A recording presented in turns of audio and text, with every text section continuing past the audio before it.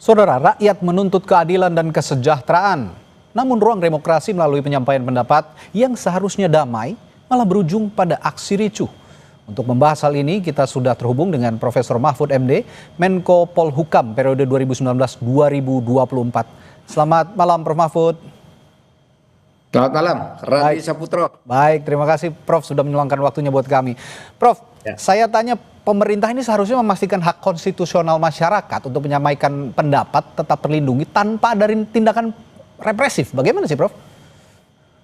Ya tentu saja itu standar baik internasional ya di dalam konvensi Perserikatan Bangsa-Bangsa yang sudah kita ratifikasi maupun di dalam Undang-Undang Dasar maupun di dalam Undang-Undang kita tentang kebebasan menyatakan pendapat. Itu sudah lengkap aturannya. Tapi dalam praktek sering terjadi represi dari aparat terhadap pengunjuk rasa. Tetapi juga jangan nutup mata di kalangan pengunjuk rasa sering ada penyusup-penyusup yang melakukan kekisruhan, keributan. Sehingga kedua pihak harus sama-sama waspadalah ketika akan melayani untuk aparat yang akan melayani atau mengawasi aksi-aksi untuk menyampaikan pendapat dan untuk masyarakat yang ingin menyampaikan pendapat atau unjuk rasa itu supaya juga hati-hati, jangan sampai terprovokasi oleh penyusupan.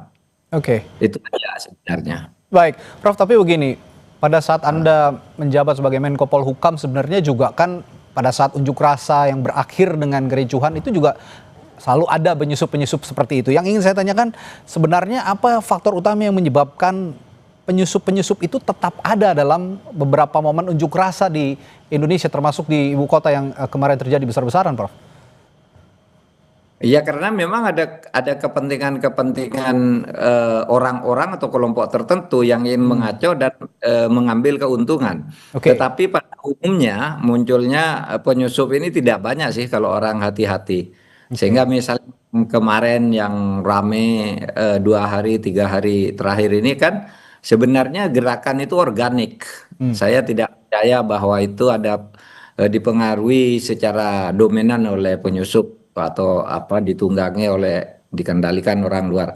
Itu yang numpang aja kebetulan yang melakukan unjuk rasa itu tidak waspada.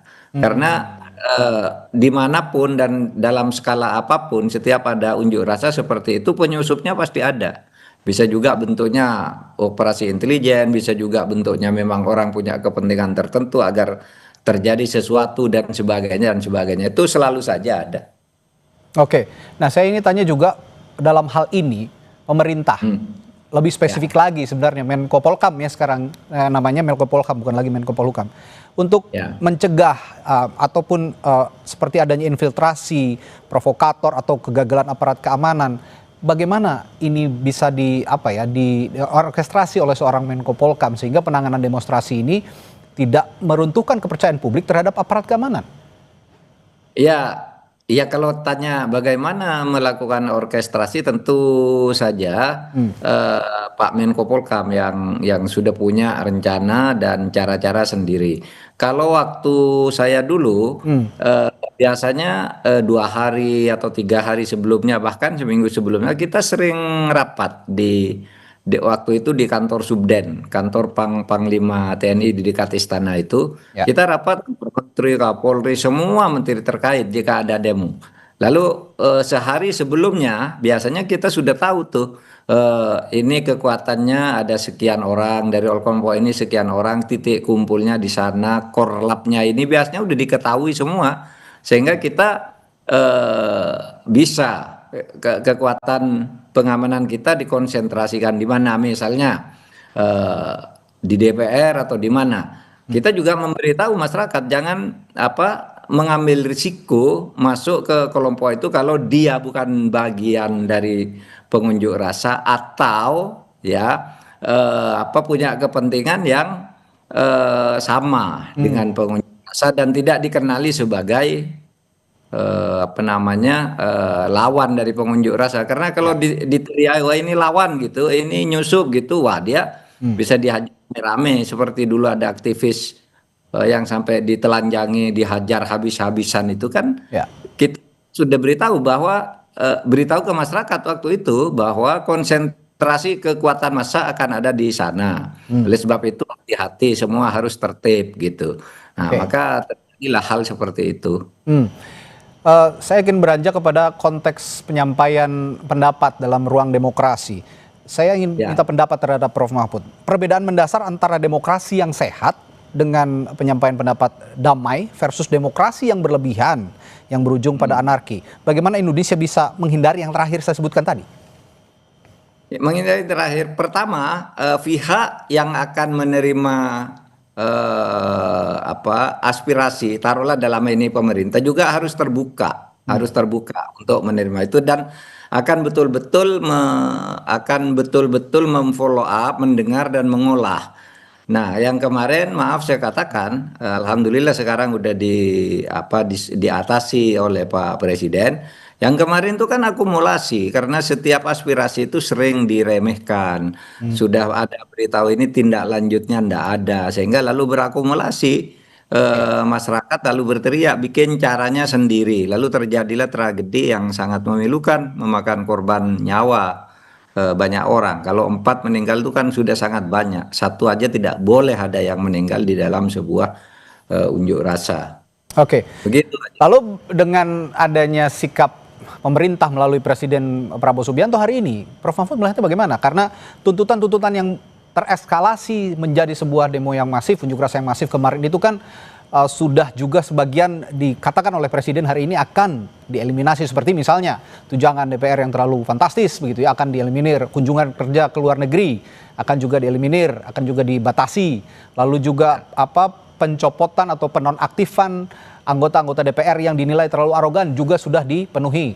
Nah, bagaimana langkah ini sudah bisa meredam apa yang terjadi belakangan ini? Ya, menurut saya untuk jangka pendek. Jadi ini kan harus ada jangka pendek. Jangka pendek itu menghentikan tindak kekerasan, Oke. penjarahan dan kerusuhan dulu. Saya kira jalan keluarnya sudah disampaikan oleh Presiden. Lalu jangka yang dalam lebih panjang sedikit, ini langsung mengolah aspirasi masyarakat. Oke. Aspirasi masyarakat itu kan soal fasilitas DPR itu kan hanya salah satu pemicu. Banyak hal sebenarnya yang sekarang ini tertunda yang ketika masyarakat berteriak itu dibilang iya saja, dibilang terkadang malah diejek dengan dengan sikap yang seperti mau melucu tapi tidak lucu gitu. Nah, itu kan sering sekali terjadi begitu. Sehingga begini saya beritahu pada Ya. tanggal 29 Mei kemarin dan tanggal 27 Juli kemarin di Jogja, saya bertemu dengan para akademisi di Jogja. Oke. Kesimpulan begini, pemerintah ini tidak pernah mau mendengar masukan. Terkadang tidak ngerti gitu. Ada beberapa teman dari UGM itu sudah disampaikan resmi, iya tapi ternyata tidak ngerti karena tidak ada follow up-nya. Ternyata juga mungkin tidak sampai ke Presiden gitu. Sehingga Pak Presiden tuh laporannya lalu masih mentah atau dibuat-buat, lalu umpan baliknya gitu atau follow up dari masukan-masukan itu tidak ada, sehingga kami waktu itu ketika bertemu di rumah makan Sasanti dan di Hotel Ambarukmo yang kedua itu ya sudahlah Pak gitu, sudah Presiden dan pemerintah ini tidak usah kita beri masukan, nanti akan menghadapi masalah sendiri gitu. Seperti yang dulu itu ketika di bulan-bulan Juni gitu ya. Bulan Agustus tahun Ya. 2004 yang terjadi kerusuhan Garuda Biru itu kan kita sudah mengatakan sebelumnya kalau anda mumpung masih bisa silakan berbuat apapun, tapi suatu saat Anda akan mengalami menabrak batu sendiri. Nah, terjadilah peristiwa Agustus tanggal 21 itu. Yang sekarang ini kami juga di UGM kemarin, teman-teman UGM, saya tidak mengatasnamakan UGM ya, Ya. karena semuanya di luar. Juga begitu Pak, kami sudah sampaikan masukan ke sini, ke menteri ini, tapi dari pemerintah tuh enggak ada, cuma Oke. ditampung dan seperti tidak ngerti. Ya sudah, kita bilang kita sudahlah nggak usah terlalu banyak kritik, nggak perlu apa. Kita sekarang diskusi-diskusi ilmiah aja untuk memberi kesadaran berbangsa dan bernegara. Nah, ini akan menghadapi akar terbentuk tembok sendiri. Nah, sekarang terjadi tembok itu tidak lama kan, dari bulan Mei, Juli, lalu ini Agustus terjadi. Kita sudah menduga karena terjadi akumulasi dalam banyak hal yang tidak ditanggapi dan itu menyebabkan semua elemen yang punya kepentingan itu berkumpul dalam apa namanya satu gerakan. Lalu mungkin ada yang menunggangi. Nah, oleh sebab itu demokrasi itu harus memberi saluran yang proporsional terhadap setiap aspirasi itu. Bahwa ada penumpang gelap mungkin ya pasti ada lah. Tetapi yang sebagian besar itu organik. Kalau penumpang gelap itu ya gerakan sekecil apapun adalah yang berkepentingan. Nah, itu biasa aja. Ya, intinya yang Anda mau katakan ya jangan pemerintah ini jangan tone deaf gitu ya. Jangan tidak, sedikit saja aspirasi harus didengar begitu daripada menjadi bola salju nanti. Baik, Prof, saya ada yang menarik juga ini soal tuntutan massa atau publik soal RUU perampasan aset. Ini di periode Anda juga sempat dibahas pada saat Anda menjadi Menko Polhukam. Hingga saat ini belum juga disahkan. Dan ini bisa juga menjadi bola salju kembali jika memang tidak dibahas karena kita tahu publik juga marah dengan RUU perampasan aset yang tidak kunjung disahkan ini dan akhirnya melakukan tindakan-tindakan anarkistis yang merugikan juga. Merugikan publik sendiri, mengklaim bahwa barang-barang ataupun harta yang bukan haknya itu diambil oleh publik ini ya. Bahasa halusnya seperti itu. Bagaimana Anda menilai RUU perampasan aset yang hingga saat ini belum disahkan juga, Prof? RUU perampasan aset itu adalah aspirasi yang paling kencang disuarakan oleh semua elemen pejuang-pejuang demokrasi. Nah, oleh sebab itu tadi sebelum ini saya bertemu dengan eksponen guru besar sebuah alumni organisasi organisasi siswa ini alumninya. Itu begini, ketika kita mendengar Pak Prabowo sudah menyampaikan jalan keluar yang baik tadi. Lalu harus diikuti dengan langkah-langkah yang cepat berikutnya. Apa itu? Satu, pengesahan rancangan undang-undang perampasan aset. Karena dulu undang-undang perampasan aset itu sudah lama di DPR dan sudah jadi dalam pembahasan di tingkat 1. Tinggal dibawa ke paripurna. Macet di sana, lalu Pak Jokowi kirim surat. Saya yang menyampaikan surat itu ke DPR bertanggal 5 Mei agar segera diundangkan, dituntaskan. Itu surat Pak Jokowi tanggal 5 Mei gitu. Terus macet lagi, nggak ada tanggapan. Pak Jokowi mengatakan, Pak Mahfud saya mau mengundang pimpinan partai karena sebenarnya kuncinya kan pimpinan partai setuju di DPR itu akan relatif mudah gitu. Kalau pimpinan partai tidak setuju juga ya terpaksa saya nanti akan mengeluarkan Perpu. Ini kata Pak Jokowi waktu itu. Tapi terus ada agenda politik konstitusional jadwal gitu.